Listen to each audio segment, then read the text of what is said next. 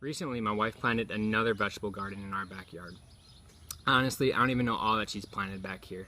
Multiple vegetable gardens, different trees, different bushes, all kinds of fruits and veggies. And I'm not really a gardener. I don't know how it all works, but I've been looking at our new vegetable garden, and it's been a few weeks and there's still no sprouts. There's no sign of life, and I'm starting to get a little impatient. I think it was last week that I realized that there's some correlations between our new vegetable garden and my spiritual life. That so many times I go before God and I think that if I do this or if I do that, I'm going to feel His presence instantly.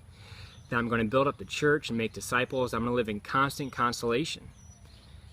And yet so many times I find myself praying my prayers, doing good works, visiting the sacraments, and yet I still find myself asking, where's all the fruit?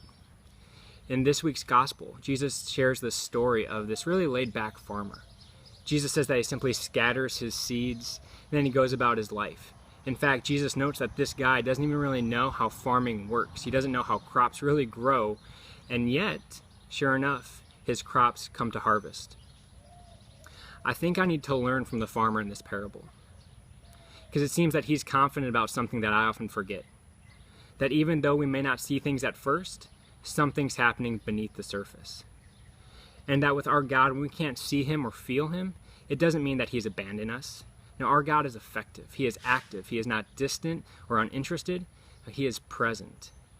He is for us from now until the end of time.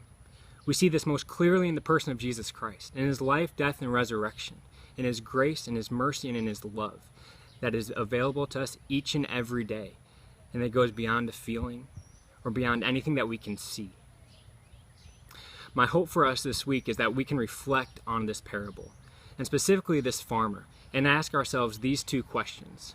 One, what may God be doing underneath the surface in our lives? And two, where in our lives do we need God to bear fruit?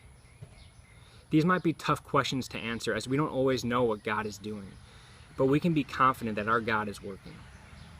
And my hope is that if we plant the seeds of faith deep in our heart, that we can be confident that our God will bear fruit in His perfect timing. So let us bring God deeper into our lives this week and be confident in who our God is. May God bless you.